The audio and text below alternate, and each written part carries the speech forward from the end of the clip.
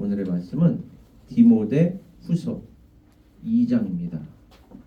디모데 후서 2장 1절에서 13절 마지막 시간입니다. 디모데 후서 2장 1절에서 13절 그리스도의 좋은 병사 마지막 시간입니다. 교독하시다가 마지막 한 구절은 합독하도록 하시겠습니다. 내 아들아, 그러므로 너는 그리스도 예수 안에 있는 은혜 가운데서 강하고 또 내가 많은 증인 앞에서 내게 들은 말을 부탁하라. 그들이 또 다른 사람들을 가르칠 수 있으리라.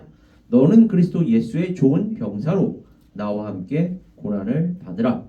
병사로 공헌하는 자는 자기 생활에 얽매이는 자가 하나도 없나니 이는 병사로 모집한 자를 기쁘게 하려 함이라. 경계하는 자가 법대로 경계하지 아니하면 승리자의 관을 얻지 못할 것이며 수고하는 농부가 곡식을 먼저 받는 것이 마땅하니라. 내가 말하는 것을 생각해 보라. 주께서 범사에 내게 총명을 주시리라. 내가 전한 복음대로 다윗의 씨로 죽은 자 가운데서 다시 살아나신 예수 그리스도를 기억하라. 복음으로 말미암아 내가 죄인과 같이 매이는 데까지 고난을 받았으나 하나님의 말씀은 매이지 아니하니라. 그러므로 내가 택함 받은 자들을 위하여 모든 것을 참음을 그들도 그리스도 예수 안에 있는 구원을 영원한 영광과 함께 받게 하려 함이라. 미쁘다 이 말이여, 우리가 주와 함께 죽었으면 또한 함께 살 것이요 참으면 또한 함께 왕노릇 할 것이요 우리가 주를 부인하면 주도 우리를 부인하실 것이라. 우리 다 같이요. 우리는 미쁨이 없을지라도 주는 항상 미쁘시니 자기를 부인하실 수 없으시리라. 아멘.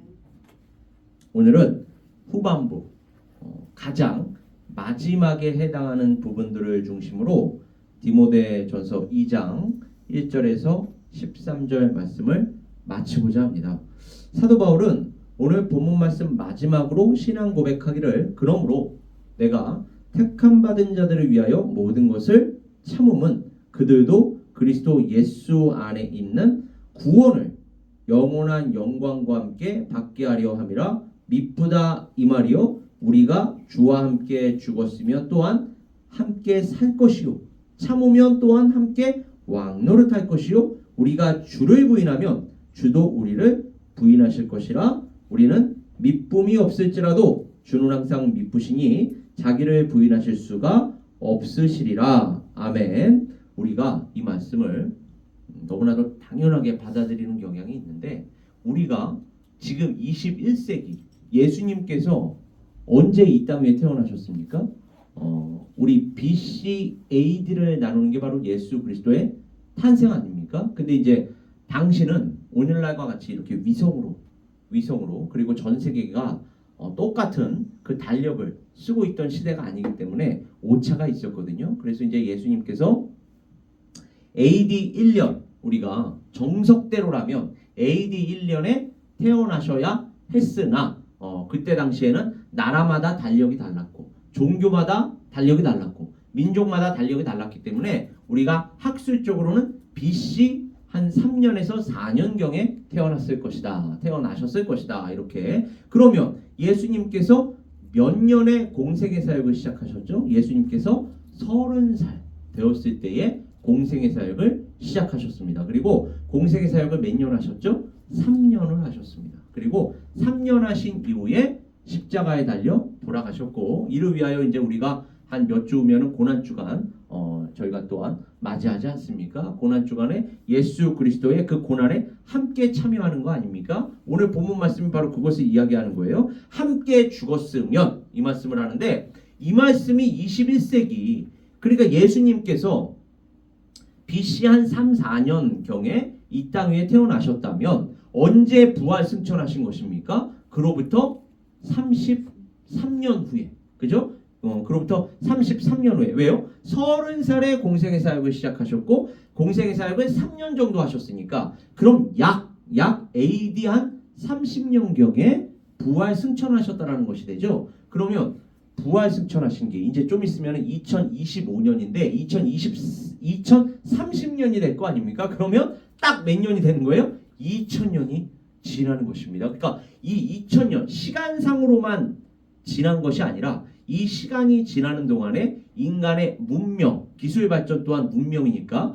문명이 얼마나 발전을 했습니까? 오늘 예배 전에 최중학 장로님하고도 그런 비슷한 이야기를 나누었지만 기술 발전이 얼마나 어마어마하게 지금 바뀌고 있습니까? 얼마나 변화하고 있습니까? 이러한 때에 예수 그리스도를 특별히 우리가 다음 세대들에게 가르친다라고 하면 그 자녀들이 이 말씀을 믿겠냐고요. 아니 성령으로 잉태되어 동정녀 마리아에게 나시고 이 성육신이 믿어지겠냔 말입니다. 그러나 이걸 믿을 수 있는 근거를 그래서 저희가 말로, 행동으로, 인격으로, 삶으로 나누어야 하는데 특별히 이 다음 세대들은요. 교육 수준 또한 여전히 계속해서 높아지고 있기 때문에 이성적으로 논리적으로 우리가 또 준비를 해서 제공을 해 주어야 합니다. 우리가 할 수 있는 대로 최선을 다해서 또 교육을 시켜 주어야 돼요. 논리적으로도 이성적으로도 우리의 믿음이 우리의 이 예수 그리스도에 대한 믿음이 제가 첫째로는 성경신학이라고 얘기했습니다. 신구약 성경 전체를 보면 다 예수 그리스도로 완성이 돼요. 이거는 인간이 어떠한 계획을 하고 어떻게 조작을 했을지라도 이루어질 수가 없는 역사입니다. 이거는 하나님께서만이 하실 수 있는 역사예요. 이 신구약 성경을 정말 바르게 깊이 있게 공부해 보면 야 이거는 하나님의 역사구나. 하나님 살아계시구나. 그리고 정말로 그 살아계신 하나님께서 어느 날 갑자기 뚝 예수 그리스도를 떨어뜨리신 게 아니라 예언자들을 통해서 심지어 구약 첫 부분부터 이야기하자면 계시를 하신 것입니다. 서서히 점진적으로 계시를 하시고 선지자 시대가 되면 선지서에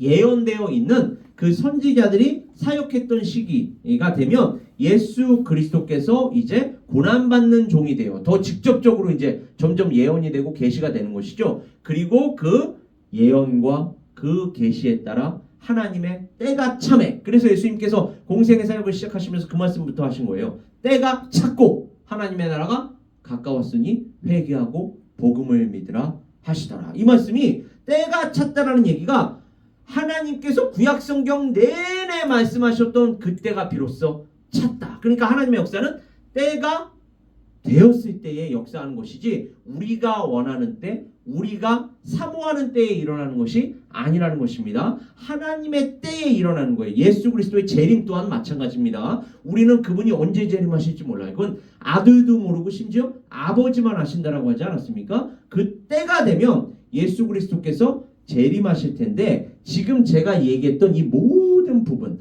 성경에 대한 부분, 그리고 예수님의 이 성육신, 그 성경, 구약 성경에 예언이 되었던 대로 계시되었던 대로 예수님께서 오셨죠. 그리고 오셔가지고 3년 동안을 12사도들뿐만 아니라 그 성경을 보면 70 제자들도 있었고 그래서 전도 여행을 이렇게 둘씩 나누어서 보내시잖아요. 그러니까 예수님을 당시에 직접적으로 우리 영안이 아니라 육안으로 육적인 눈으로 직접 본 사람도 있었고 귀로 들은 자들이 있었습니다. 이들의 증언이 바로 우리가 갖고 있는 성경입니다. 그러니까 이 사람들의 증언이 오늘날 우리가 갖고 있는 성경이에요. 신화적인 요소가 아니라 이 예수 그리스도와 동거동락했던 사람들의 증언인 것입니다. 이건 살아있는 신앙 고백이에요. 따라서 이게 이것보다 더 논리적인 게 어디 있어요? 이것보다 더 이성적인 게 어디 있습니까? 살아있는 사람들의 신앙 고백. 그리고 이 12사도들이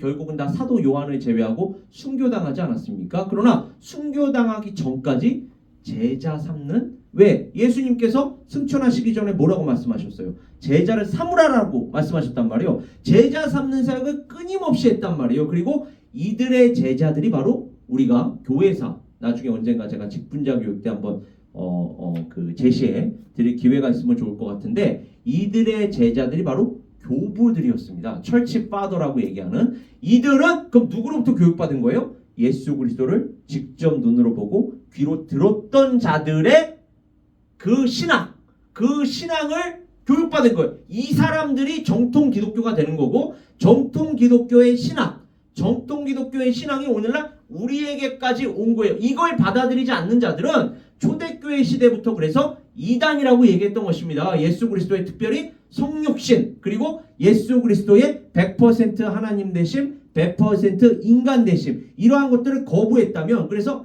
제가 새벽기도 때도 잠깐 말씀드렸지만 영지주의 이단 같은 거 예수 그리스도께서 육체로 오신 것을 부인하는 자마다 이단이다 적그리스도다 이렇게 얘기했단 말이에요. 그러니까 우리가 갖고 있는 이 기독교 신앙은 그러니까 다음 세대들에게 이런 것들을 알려줘야 돼요.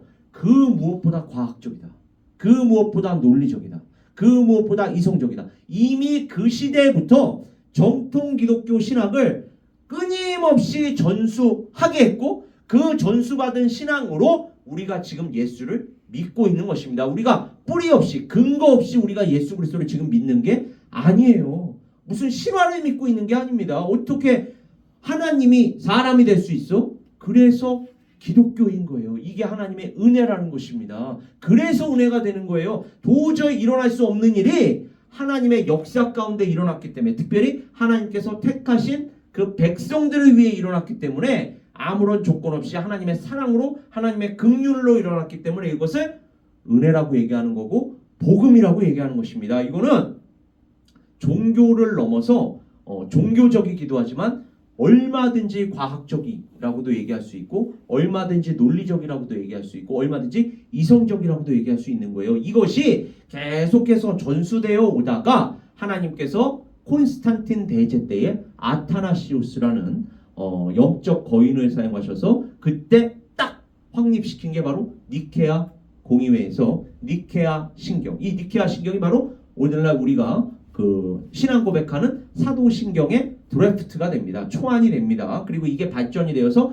사도신경이 되는 거예요. 그러니까 사도들이 쓴 게 아니에요. 당연히 사도들이 이미 죽었으니까 314년에 다 순교당하고 그리고 사도 요한만 유배지에서 이렇게 자연사 하게 되는데 사도들이 쓴 게 아니에요. 그래서 어떤 교회들은 야 이거 사도들이 쓴 게 아닌데 이걸 우리가 사도신경이라고 우리가 믿고 신앙 고백했어야 되겠느냐? 라고 하지만 사도들의 조금 전에 제가 얘기한 사도들의 신학 사도들의 신앙 그래서 이게 정통 기독교냐 아니냐가 아포스톨릭 페이스라는 이 근거 기준이라는 게 너무너무 중요하거든요.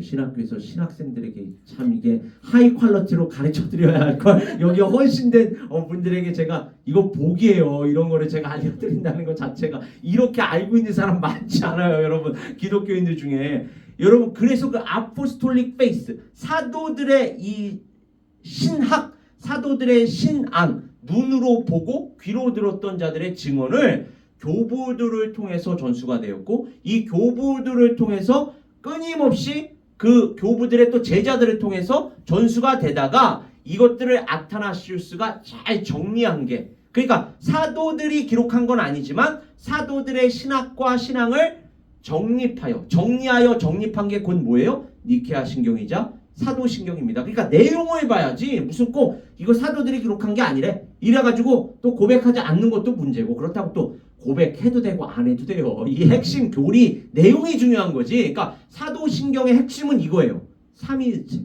삼위일체가 핵심입니다. 그리고 예수 그리스도의 성육신이 핵심이에요. 그래서 동정녀 마리아에게서 나시고 동정녀 마리아는 성령으로 잉태돼요. 그러니까 사도신경의 핵심이 뭐라고요? 삼위일체 성부 하나님 성자 예수 그리스도 성령 그리고 예수 그리스도의 성육신 이게 핵심인 거예요. 그러니까 이 핵심을 놓쳐서는 안 됩니다. 이 핵심이 초대교회 아니 예수 그리스도의 제자들이 예수 그리스도 부활 승천하신 이후에 사도들이 사역했던 당시부터 그러니까 요한일서에도 기록되어 있는 거예요. 이게 영지주의 이단들이 예수 그리스도께서 육체로 오신 것을 부인하는 자마다 다 적그리스도다. 이 성육신을 인정하지 않으니까 끊임없이 정립을 해 놓았던 것입니다. 정통 기독교의 교리로 그리고 이것을 우리가 전수를 받은 거예요. 그래서 사도신경의 내용이 너무너무 중요합니다. 그러니까 알고 외우셔야 되는 거예요. 전능하사 천지를 만드신 이렇게 무슨 알리바바 40 도둑에서 무슨 열려나 참게 외우시지 마시고 그 주문이 아니라 내용을 우리가 알아야 돼요. 아 전능하사 천지를 만드신 아까도 제가 얘기했죠. 뭐부터 고백하는 것입니까? 성부 하나님부터 고백하는 거예요. 그 다음에 이 하나님께서 창조주 하나님께서 세상을 창조하신 것으로 끝나는 게 아니라 우리를 구원하시기 위하여 성자 예수 그리스도를 이 땅에 보내주셨다. 근데 이 땅에 보내주실 때에 100% 하나님이어야 사망 권세를 뚫을 수가 있기 때문에 하나님의 독생자였고, 그러나 우리 인간의 죄를 대신하려면 인간이어야 되니까 100%또 인간이어야 돼요. 그러니까 성령으로 잉태돼요. 100% 하나님이라는 거죠. 동정녀 마리아에게서 나시고 100% 인간이라는 것입니다. 이게 인간의 대속을 위해서는 인간으로 나셔야만 했기 때문에, 그래서 예수 그리스도의 성육신, 그리고 이 성령, 그래서 나중에는 무엇을 얘기합니까? 이 성령의 역사를 고백하고, 이 성령의 역사로 인하여 거룩한 교회와 성도가 서로 교통하는 것과 이걸로 이제 맞춰지는 거예요. 그리고 몸이 다시 사는 것과 영원히 사는 것을, 그러니까 몸이 다시 사는 것과 영원히 사는 것은 무엇으로 이루어지는 거예요? 성부 하나님, 성자 예수 그리스도, 성령의 사역으로 인하여 다 이루어진 걸 우리가 이제 나중에 하나님의 때가 차면 받게 된다라는 거. 이 핵심적인 기독교 교리가 결코 신화적인 것이 아니다. 결코 비과학적인 것이 아니라 얼마든지 지금까지 예수 그리스도를, 그래서 하나님께서 이 땅 위에 나게 하신 그분을 눈으로 보고 귀로 들은 자들의 증언을 통해서 우리가 지금까지 받아 고백하고 있는 것이다. 얼마나 과학적입니까? 이거보다 더 과학적인 게 어디 있어요? 이거를 다음 세대들에게 좀 알려줘야 돼요. 제가 지금 알려줄 준비가 되어 있습니다. 다음 세대들 하나님께서 보내주시기만 하면 정말로 이 우리가 갖고 있는 기독교의 신학이 얼마나 귀한 것인지, 하나님께서 택하신 자들만이 누릴 수 있는 특권이라는 거, 그냥 우리가 맹목적적으로 믿는 게 아니라는 거, 우리는 얼마든지 근거 있는, 얼마든지 논리적으로 청연한 이러한 신학과 신앙을 지금 가지고 신앙생활하고 있다는 거, 이거를 우리가 다음 세대들이, 그러니까 알아도 바르게 알고 믿어야 되는 거예요. 알아도 또 믿어도 깊게 알고 믿어야 하는 것입니다. 그래야지만 우리가 신앙생활을 하루하루 순간순간 1년, 2년, 3년, 10년 하면 할수록 영적으로 성장할 거 아닙니까? 그래야지만 하나님을 더 알아갈 거 아닙니까? 더 알아가야만 이 땅에서 하나님께서 단순히 신앙생활하는 것으로 그치게 하시는 것이 아니라 우리로 또 그 다음 세대들에게 아까 우리 본문 말씀에 나와 있듯이 그 신앙을 전수해 주어 그 신앙을 또 그 사람들이 다른 사람들에게 가르칠 수가 있으리라. 이런 사명을 우리 교회 또한 함께 받은 줄 믿습니다. 그리고 이것은 진리예요. 거짓이 아닙니다. 그래서 오늘 본문 말씀 마지막이 무엇이라고 얘기합니까? 이건 진리야. 하나님께서 그 언약하신 대로 다 이루셨듯 주는 항상 믿으시니 자기를 부인하실 수가 없지 않겠니? 우리 또한 이 말씀을 부인할 수 없어. 진리는 진리야. 우리는 이 진리를 선포해야만 한다. 그래서 예수 그리스도께서 이 복음을 가르치시고 전하실 뿐만 아니라 십자가에 달려 돌아가시기까지 세상으로부터 미움을 받았습니다. 고난을 받았습니다. 박해를 받았습니다. 십자가에 달려 돌아가셨습니다. 그리고 그 고난과 죽음을 통해서 우리를 구원하셨던 것처럼 하나님께서는 오늘날 우리 교회의 고난과 박해를 통해서도 다른 사람들을 구원하게 하는데 쓰임받게 하여 주실 줄 믿습니다. 그래서 사도 바울은 또 뭐라고 얘기하느냐? 우리가 환난 당하는 것도 너희가 위로와 구원을 받게 하려는 것이요, 우리가 위로를 받는 것도 너희가 위로를 받게 하려는 것이니 이 위로가 너희 속에 역사하여 우리가 받는 것 같은 고난을 너희도 견디게 하느니라. 우리가 이와 같이 함께 나아가야 할 줄 믿습니다. 우리가 잠시 받는 환난에 경한 것이 지극히 크고 영원한 영광에 중한 것을 이루게 함이니, 이걸 알면 우리가 이 땅에서 사는 동안에 슬픔이 있고 아픔이 있고 고통이 있고 어려움이 있을지라도 우리는 이 모든 것들을 합력시켜 선을 이루시는 하나님의 역사를 미리 보고 감사하며 기뻐할 수가 있는 것인 줄 믿습니다. 우리가 어떠한 상황에 처해 있든 우리는 바로 이와 같이 쓰임받아야 할 줄 믿습니다. 만입이 내게 있으면, 이 찬양 아시죠? 이 곡은 200년도 넘게 감리교 찬송가의 맨 앞에 수록이 되어 있다고 합니다. 찰스 웨슬리가 작곡한 그 곡의 원 제목은 회심한 날을 기념하여. 원래 제목이 회심한 날을 기념하여라고 합니다. 우리는 지금 만입이 내게 있으면이라는 제목으로 알고 있는데 원래 제목은 회심한 날을 기념하여. 그가 예수를 믿은 후에 철저히 변화된 것을 기념하기 위하여. 그러니까 그의 회심, 간증을 토대로 이렇게 작곡이 된 그러한 찬송가인데 회개하고 예수를 따르는 자들에게 하나님의 선한 영광을 선포하는 그 곡은 18마디로 되어 있습니다. 그와 같은 믿음은 기념하고 나눌 가치가 있습니다. 디모데후서 2장에서 바울은 오늘 본문 말씀이죠. 디모데에게 그의 믿음을 굳건히 지키고 그 믿음을 전하는 것을 제가 오늘 강력하게 말씀드렸던 거 전하는 것, 전수하는 것을 멈추지 말라고 권면합니다. 그는 내가 전한 복음으로 말미암아 내가 죄인과 같이 매이는 데까지 고난을 받았다. 바울은 디모데에게 다윗의 씨로 이 다윗의 씨로 태어났다라는 게 하나님의 언약대로 하나님이 약속하신 대로 하나님께서 예언하신 대로 아까 제가 얘기했죠. 이게 다 근거예요. 근거. 우리가 맹목적적으로 믿는 게 아니라는 것입니다. 죽은 자 가운데서 다시 살아나신 예수 그리스도께서 실제로 태어나셨고 실제로 죽으셨으며 실제로 다시 살아나셨다. 우리를 다스리기 위함이 아니라 우리를 섬기고 궁극적으로는 세상의 죄를 위하여 죽어 우리가 하나님과 화평하게 하기 위하여 복음의 메시지를 상기시켜주고 있습니다. 복음의 메시지가 믿는 자들을 자유롭게 하는 것처럼 메시지 그 자체는 매여있지가 않습니다. 그래서 하나님의 말씀은 매여있지 않다라고 나와 있지 않습니까? 그것은 기념할 만한 소식이 아닐 수가 없습니다. 끊임없이 그리스도인들 안에서 기념이 되어야 하고 특별히 우리 교회에 강조하고 있는 다음 세대들에게 전수하여 함께 기념해야 할 줄 믿습니다. 우리 에베네스 선교교회 바로 이와 같이 하나님의 뜻에 따라 계획에 따라 섭리에 따라 거룩하고 존귀하게 쓰임받는 공동체 될 수 있기를 주님의 이름으로 축원합니다. 우리 시간 함께 기도하겠습니다. 아버지 하나님, 오늘 디모데후서